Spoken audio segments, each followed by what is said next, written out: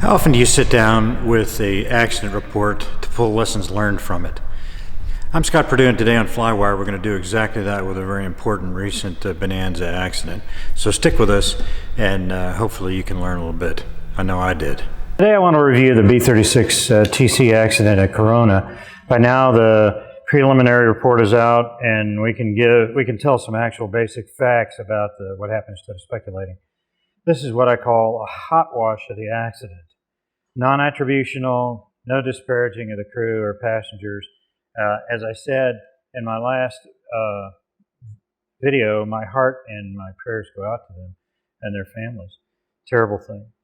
My purpose is to dig for lessons that we can learn from this that make us safer pilots, and I think that's better for the community. So just the facts. Here goes. The airplane landed at Corona apparently for fuel. They had departed Torrance, California earlier that day and were apparently headed back to Torrance from Corona. They fueled the airplane with 78 gallons of gas and spent about 30 minutes on the ground. And there's no way of knowing how much fuel was on the airplane when it landed. But the B36TC carries 102 gallons of fuel. So I think it's safe to say that the airplane was either very close to or over gross weight. And this was likely a factor in the accident, from my perspective. The takeoff was performed with a 5-knot tailwind, and this was a factor in runway available. It's not known where the takeoff was initiated, so the actual runway available is not known. It was either the full length of 3,200 feet or it was about 3,000 feet from the runway threshold, the painted white line. So we don't know those things. Nobody saw it. So it's not known who was actually flying the airplane. The pilot in the left seat had less than 4 hours in the B36TC, and that was about 7 months prior. The left seat pilot did own a Piper Warrior and presumably was current in the fixed gear airplane, had about 45 hours for the year. The pilot owner was in the right seat and had over 600 hours in the airplane, but less than 10 hours spread over the previous 3 years. His recent experience was in that aircraft, in the accident aircraft, was low. But witnesses reported that the engine backfired on start, and then the accident airplane taxied out to runway 7 for takeoff. Like I said, it had about 5 knots of tailwind given by observing the SOC. So approximately 1,000 feet down the runway, the airplane lifted off in a very nose-high attitude and then descended back to the runway. And this cycle happened several times during the attempted takeoff roll. A security camera with a view of the fuel tanks just beyond midfield captured the airplane in a nose-level condition, followed immediately by a briefly becoming airborne and then setting back down on the runway. Security footage at the end of the runway also showed a near-level attitude with the wings rocking back and forth. The airplane departed the pavement, rolled through an airport fence about 360 feet from the end of 25, and then struck an earthen berm, flipping upside down and over the berm. The aircraft was then consumed by fire. Like I said, the windsock showed an estimated 5 knots of tailwind during the attempted takeoff. No obvious issues were found with the engine. The engine controls were found in the full forward position, and the engine instruments indicated full power at the time of impact. The landing gear lever was interesting, it was in the retracted position, but the gear marks were made in the grass and the dirt up to and over the berm. Flight control continuity was established, and here's the kicker, is the trim tabs were found in the full nose up position. Those are the important facts that I think we need to look at that might have led to this accident. As with most accidents that are not clearly mechanical failures, there is usually quite a chain of issues that build up resulting in the accident. And I think that chain exists here. I'm sure that there are other links and contributing factors, but the most important issues are on the table right now. I've already told you them. So one thing that strikes me here is training and recent experience. In my previous video on this accident, we looked at takeoff profiles that could have resulted in the aircraft behavior reported by witnesses. And the best fit was a downwind takeoff with the elevator held full aft. The prelim report supports that theory. They don't express it. But we need to keep that in mind, what that takeoff profile was. So I want you to think about this. This is a very complex, very fast airplane operating very close to max gross weight on what is a relatively short runway. The performance-wise, the airplane could have handled it. So why did things go so horribly wrong here? For one thing, neither pilot was proficient in the aircraft. And in my view, it looks more like this was a sortie to gain experience. I don't know what their objective was, but there was no real instructional plan of action.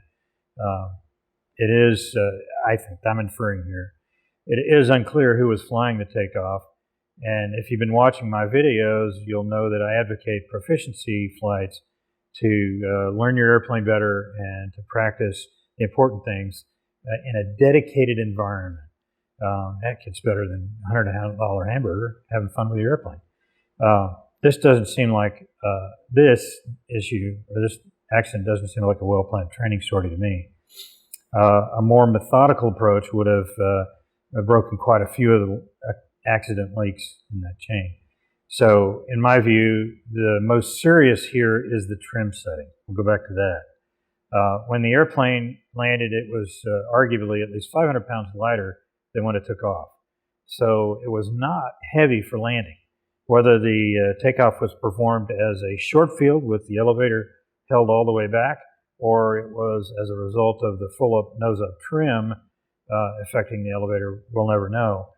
There are several scenarios that could move the trim to full-up position, but just landing where it was, leaving it where it was on landing, I don't think would have done that. In my view, the full-up behavior of the airplane in either case is nearly identical. With lift, the airplane's going to want to pitch up to trim speed. The force required to hold the nose down in pitch would build up exponentially as the airplane accelerated, and I can easily imagine it going to over 40 or 50 pounds of force, something you're not expecting. But I'm telling you, I'm not going to test that in my airplane on takeoff roll. So we're going to have to leave that to discussion. I did, however, film a spiral demo just to show a little bit about how the Bonanza reacts with trying to reach its trim speed. This is a little misleading because the accident airplane was on the ground, my airplane was in the air. But my purpose for the demo really is, for this video, is to just show how radical the airplane can seem when seeking its trim speed. So let's look at that now. What we're going to do is what's known as a spiral demo, and we're going to trim ourselves for about 100 knots. Our recovery parameters are going to be VA speed, and we're lightweight today, so I'm going to use 125 knots for that, and 60 degrees of bank. Right there, showing 102, is trimmed. Alright, airliner about 5,000 feet above us. Okay, so here we go. I haven't done anything.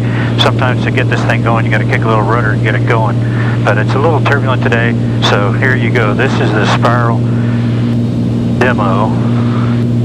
Now, what's going to do is we trim for airspeed. Airspeed is trim. It's not, trims for an airspeed, takes the loads off your hand, but that's all it is it's for an airspeed. So the airplane wants to go back to that airspeed, and it will try to do that. If you've been to the PTS lately, you'll see that's it's not going to 60 degrees of bank or 300 feet low now, and it's pitching up. Was about 120.